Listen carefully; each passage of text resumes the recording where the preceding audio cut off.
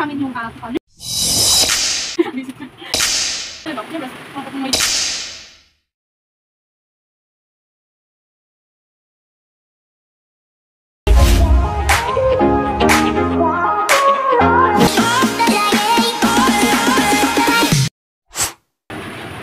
Magandang hapon sa inyong lahat. Narito na naman tayo sa panibagong usapin. At ngayon, makakasama natin si... Ako si Carol Valentino. Siya ang makakasama natin sa usapin patungkol sa educational system sa ating bansa, sa Pilipinas. So ngayon, kamusta naman ang yung pag-aaral? Maayos naman, medyo nakaka-stress dahil sabay-sabay mga activities. Pero thank God, at nakakaraos din naman at matatapos yung mga kailangan tapusin. So kung makikita natin, naabutan din siya ng K-12. So K-12 is the new curriculum na meron ng ating government na ibinaba, no? So kung titingnan natin, we have a old curriculum which is grade 1, kinder hanggang grade 10 lang. Pero ngayon, kung makikita natin, we have K-12 which is inaabot tayo ng 13 years, no, sa high school. So, ano masasabi mo patungkol doon? Fully effective ba yung pagkakaroon ng another 2 years sa pagpasok or as a student? Yung K-12, yung grade 11 and grade 12, for me, it is effective din naman kasi sa preparation din para sa pagtungtong mo sa higher education or sa college, mas maganda na nape-prepare tayo, di ba? As a product din, dahil ako rin ay isang student na nag-aaral sa kasalukuyan bilang isang grade 12, masabi ko na malaking tulong din K-12 para sa preparation ko sa pagtungtong ko sa aking college life. Yes, kung titingnan natin, talagang may benefit din naman ang K-12, but hindi natin masasabi na 100% talaga siyang fully effective sa lahat. Kasi, kung makikita natin, di ba, K-12 is about the skill. Kumbaga, dito binibuild tayo as a student na para maging ready tayo, no? Halimbawa, kung ano yung dream natin is pinahanda nila tayo para sa ganon is talagang magkaroon na tayo ng ideas or knowledge about our path that we want to take. So, back to the educational system, we consider ourselves as a skilled workers. Kumbaga, hindi naman tayo nilagay sa school para maging mayaman eh. Hindi naman, yung kasi yung karamihan ng mindset na nakikita natin ngayon, na sinasabi ng mga magulang natin na mag-aral ka para yumaman ka, which is wrong, di ba? Kasi hindi naman ibig sabihin na nag-aaral ka is yun yung way para maging mayaman ka. Which is, ang school, nilagay dyan para ma-develop tayo, para yung skills na meron tayo is mas lalo pa natin ma-develop, kumbaga. Kasi, ang learning is continuous siya eh. Kahit sabihin nag-graduate ka na, nag-work ka na, hanggat nabubuhay ka, natututo ka. Kumbaga, hindi mo siya pwedeng sabihin na may point na nandoon lang yung learning. As hanggat nabubuhay tayo, para lang tayo nag-schooling, kumbaga.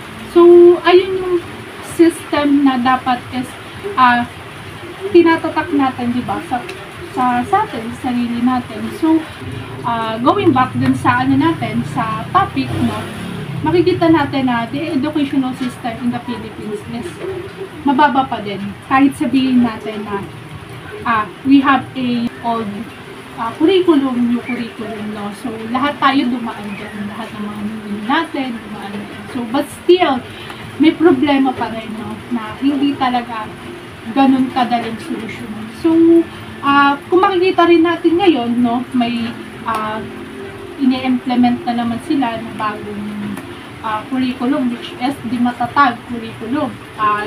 Aware ka ba doon? Or do you have kahit konting knowledge regarding that? Meron akong knowledge about it, pero yun nga, nasa matatag curriculum, di ba, merong isinasabatas na lalo na rin sa mga elementary levels din, di ba? Yes. May mga subject na babawasan daw, meron naman na ipagko-combine or pagsasamahin. For me, ang mahalaga is mapagpukusan ng mga teacher yung learnings ng mga bata, di ba? Hindi na siya kasi dati, meron nga tayong teacher-centered na kind of teaching, di ba? Dapat ngayon nga, nakikita din natin na student-centered na. Mahalaga na andun dapat yung kahit na mag-iba-iba man sila ng subjects, andun pa rin yung pagpupukusan nila yung learnings ng mga bata na magkaroon ng critical thinking skills, communication, and also yung adaptability din nila sa kada subjects. Yes, tama. Kasi kung titingnan natin na kahit ano pa yung mga gustong baguhin sa sistema ng edukasyon, ang mahalaga pa rin dyan, yung talagang napapupusan na yung mga student, lalo na sa atin, na kung titingnan, sabi mo kanina, during the elementary na teacher-centered, tama ba? Teacher-centered. Yeah, dati yun yung old ways. Yeah. Pero ngayon, as a eduk student, we have, tawag doon, parang tinuturo sa amin yung learning about the student-centered. Kumbaga, kailangan ma-build namin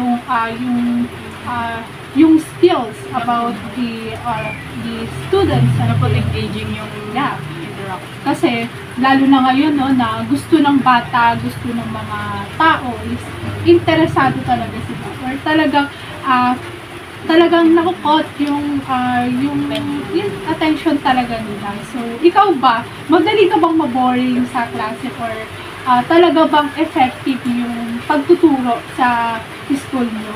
May mga times din talaga na as a student, hindi naman natin mapipigilan na minsan naboboring or minsan lalo na pagpagod. Lalo na yung mga bata ngayon or lalo na yung mga kabataan ngayon na mabilis din tayo ma-distract, especially na meron kang cellphone or gadget. So, mahalaga sa loob ng room na engaging, di ba? Parang andun yung interaction ng teacher sa ng student. Hindi lang yung teacher palagi nagsasalita. Dapat meron din some questions, meron ding activity, games, ganyan. Na kahit na ganun, fun pa rin yung learning ng mga bata. Which is the student-centered na. Tapos, mas maganda rin, kung i-include sa matatag curriculum yung time limit din. Kasi kung titignan natin sa mga bata, may may time range lang yan kung gaano kahaba yung interesado talaga sila. Kasi kapag lumagpas na sila sa time limit na yun, kapag nawawalan sila ng interest, meron yun sa mga bata.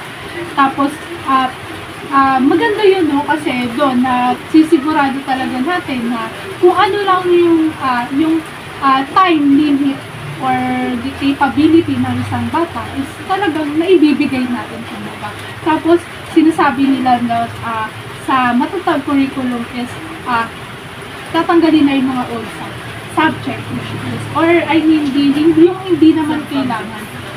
Sinasabi nila na the history is maganda na daw sigurong tanggalin kasi pwede naman daw siya produce. So, do you agree with that? Sa akin, yung history, especially about sa kultura natin, sa kultura ng Pilipino, mas maganda pa rin na mismong guro talaga yung nagtuturo. Kasi kahit pwede naman, yes, technology, grabe yung technology ngayon, kahit ano pwede mo na i-research, search Google, di ba? Pero iba pa rin pag mismo yung bata nakakarinig, may mga activities about it, and also yung teacher talaga na tinuturo talaga nila yung history sa mga bata, yung hinihimay-himay talaga kada topic. Kaya matututo din yung mga bata sa history. Yes. Kasi kung titingnan natin, the history is ang laki ng sa atin, ng ambag niya sa ating bansa. Sa buong mundo, kumbaga. Kasi dito tayo na dito tayo nahubog, kumbaga. At dito tayo mas na-develop. Sila yung nagturo sa atin, sila yung mas kinuhaan natin ng knowledge. So, mas maganda pa rin talaga na yung history or sabihin na natin, aralin panlipunan, which is my major. Sobrang ganda niyang ituro sa mga bata ngayon, which is, ang nakikita ko lang na problema during my elementary days is hindi talaga fully effective yung mga naging teacher ko. Kasi masyado silang naging teacher-centered. Kaya, ayan, walang interest. Ganun ka rin ba?